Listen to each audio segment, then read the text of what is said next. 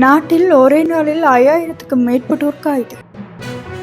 வெலிகம பிரதேச சபை தவிசாளரை கைது செய்ய பிடியாணை. மணக்கடத்தலை தடுக்க முயற்சித்தவர்களுக்கு அச்சுறுத்தல். வாடிகளுக்கு தீ வைத்து அராஜகம். வடமராட்சி தெற்கு மேற்கு பண்பாட்டு பெருவிழா.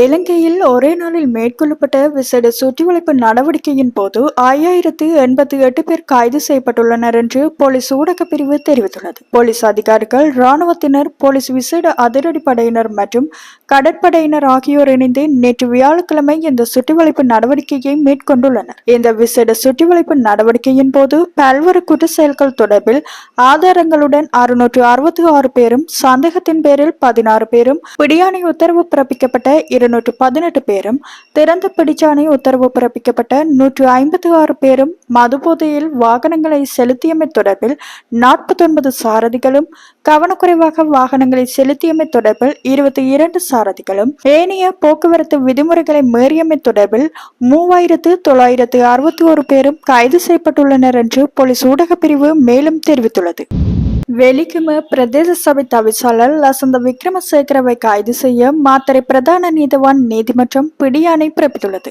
நேற்று மாத்தறை பிரதான நீதவான் சதுர திசாநாயக்க முன்னிலையில் இந்த வழக்கு விசாரணைக்கு எடுத்துக் கொள்ளப்பட்ட போதே இந்த உத்தரவு பிறப்பிக்கப்பட்டது. தேசிய மக்கள் சக்தி பிரதேச சபை உறுப்பினர் சட்டத்தரணி தாரக நாணயக்காரவுக்கு உயிர் அச்சுறுத்தல் விடுத்ததாக கூறப்படும் சம்பவம் தொடர்பில் நீதிமன்றில் ஆஜராக தவறியமையினால் இந்த உத்தரவு பிறப்பிக்கப்பட்டுள்ளது. கடந்த உள்ளூராட்சி மன்ற தேர்தலின் போது தேசிய மக்கள் சக்தி கட்சியில் இருந்து வெலிகம பிரதேச சபைக்கு போட்டியிட்ட சட்டத்தரணி தாரக நாணயக்காரவை அச்சுறுத்திய குற்றச்சாட்டில் பாதிக்கப்பட்டவர்கள் பாதுகாப்பு சட்டத்தின் கீழ் அவருக்கு எதிராக வழக்கு தொடரப்பட்டுள்ளது. மாத்தறை நீதவான் நீதிமன்றத்தில் வழக்கு விசாரணைக்கு எடுத்துக் கொள்ளப்பட்ட போது குற்றம் சாட்டப்பட்ட வெலிகம பிரதேச சபை தவிசாளர் லசந்த விக்ரமசேகர ஆஜராகாத நிலையில் அவர் சார்பாக ஒரு முன்னிலையான சட்டத்தரணி தமது கட்சிக்காரர் உடல்நிலை சரியில்லாமல் இருப்பதாக குறிப்பிட்டார். எவ்வாறாயினும் பிரதிவாதியின் பிணையாளர்கள் நீதிமன்றில் ஆயராக தவறியதால் இந்த பிடியாணை உத்தரவு பிறப்பிக்கப்பட்டுள்ளது.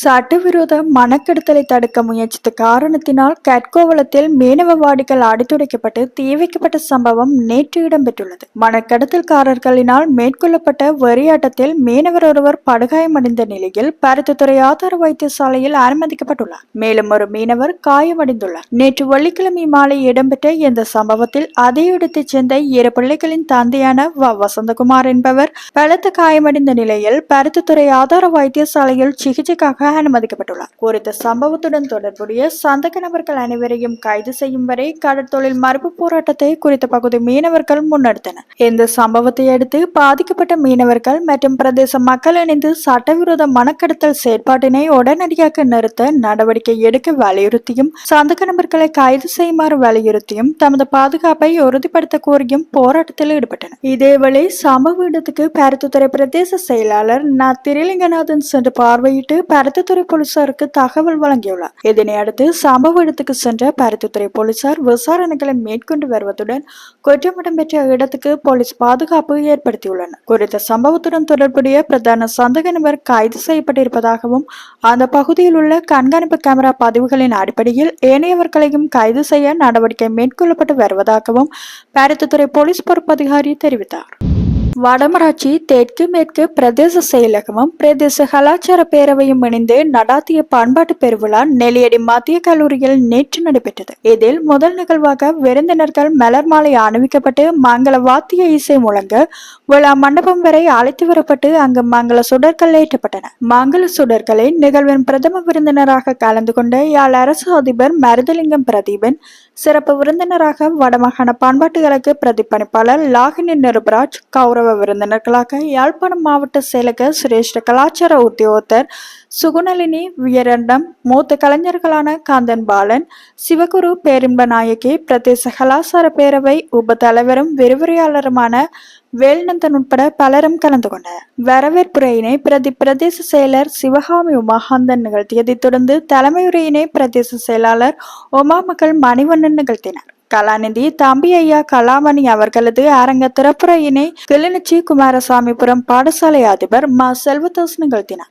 அதனைத் தொடர்ந்து விக்னா இசைமன்ற கலைஞர்களின் இசை கச்சேரியும், சதாபோன்ஸ் ஆஸ்விகா நடனாலய மாணவர்களின் ஒயிலாட்டமும், அமிர்தவாகினி இசைமன்ற மாணவர்களின் கிராமிய பாடல்களும், கலாச்சார மத்திய நிலைய மாணவர்களின் கௌத்துவமும், குருஷேத்திர நடனாலய மாணவர்களின் கொம்மி நடனமும், கம்பர்மலை கலாபூசணம், காந்தியா விஜயரத்தினம் கலாமன்றத்தினரின் காத்தவராயன் செந்தநடை கூத்தும் இடம்பெற்றது. அதன் பின்னர் மிருதங்க வாத்தியக்கலைக்காக மாணிக்கம் சாந்தப்பு, கூத்துக்காக முருகன் சிவபாத சுந்தரம், உடுக்கு வாத்திய கலைக்காக நாகமுத்து முத்துராசா, நாடகத்துக்காக சீனியன் ஆறுமுகம் ஆகியோருக்கு கலைஞான பாரதி விருதுகள் வழங்கப்பட்டன. அதனைத் தொடர்ந்து இலக்கியத்திற்காக பொன்னம்பலம் சுகந்தன், இசை மற்றும் வாய்ப்பாட்டுக்காக ஜெயபாரதி கௌசிகன், சிவபாதராசா மோகன்ராஜ், இலக்கியத்துக்காக சென்னராசா உதயகுமார் ஆகியோரும் கலைவாரதி விருதுகளும், கவிதை மார்க்க மார்க்கண்டு செல்வதாஸ், ஹார்மோனியம் கீபோர்ட் வாத்தியக்கலைக்காக மதியுகங்கன் மனுசங்கர் ஆகியோருக்கு இளங்கலைஞர் விருதுகளையும் வழங்கி வைத்தனர்.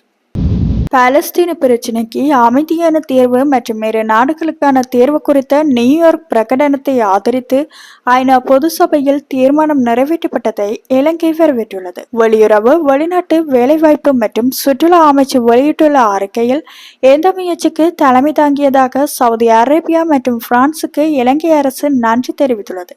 ஐநா சாசனம் மற்றும் தொடர்புடைய தீர்மானங்களுக்கு இணங்க பாலஸ்தீன மக்களின் அரச உரிமைக்கான தனது ஆதரவை இலங்கை மீண்டும் உறுதிப்படுத்துவதாகவும் தெரிவித்துள்ளது. 2025 ஆண்டுக்கான ஆசிய கிண்ண தொடரில் இலங்கை இன்று தமது முதல் போட்டியில் பங்களாதேஷ் அணியை எதிர்கொள்ள உள்ளது.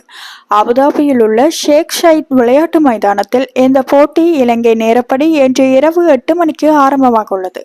ஐக்கிய அரபு ராச்சியத்தின் அபுதாபியில் உள்ள ஷேக் சாயித் மைதானம் 2004 ஆண்டு நிறுவப்பட்டது. இந்த மைதானத்தில் சுமார் 20,000 பார்வையாளர்கள் போட்டியை ஒரே சமயத்தில் பார்வையிட முடியும் என தெரிவிக்கப்படுகின்றது. குறித்த மைதானத்தை அமைப்பதற்காக 22 மில்லியன் அமெரிக்க டாலர் செலவிடப்பட்டுள்ளதாக கூறப்படுகின்றது. இந்த மைதானத்தில் இதுவரை பங்களாதேஷ் அணி 3 போட்டிகளில் விளையாடியுள்ள நிலையில் ஒரு போட்டியில் வெற்றி பெற்றது. இலங்கை அணி பங்கேற்ற 6 போட்டிகளில் 3இல் வெற்றி பெற்றதுடன் 3 போட்டிகளில் தோல்வியை கண்டுள்ளது. இந்த நிலையில் ஷேக் சாயித் மைதான ஆடுகளம் அதிகம் நொறுங்காத சீரான ஆடுகளமாக கருதப்படுகின்றது. பொதுவாக ஒரு சமநிலையான மேற்பரப்புடன் கூடிய ஆடுகளம் என்பதால் ஆரம்பத்தில் நல்ல வேகம் மற்றும் பவுன்ஸ் பந்து வீச்சுகளை எதிர்கொள்ளும் துடுப்பாட்ட வீரர்களுக்கு சாதகமாக காணப்படும் என எதிர்பார்க்கப்படுகின்றது. இருப்பினும் ஆட்டம் தொடர்ந்து நடைபெறும் போது ஆடுகளம் மெதுவாக்கி சுழற்பந்து வீச்சாளர்களுக்கு முக்கியத்துவத்தை வழங்கும். அதனால் துடுப்பாட்ட வீரர்களுக்கு மிகவும் சவாலானதாக மாறும் என தெரிவிக்கப்படுகின்றது. எனவே இலங்கை மற்றும் பங்களாதேஷ் ஆகிய 2 அணிகளுக்கும் பவர் பிளே ஓவர்கள் முக்கியமானதாக இருக்கும் என கூறப்படுகின்றது.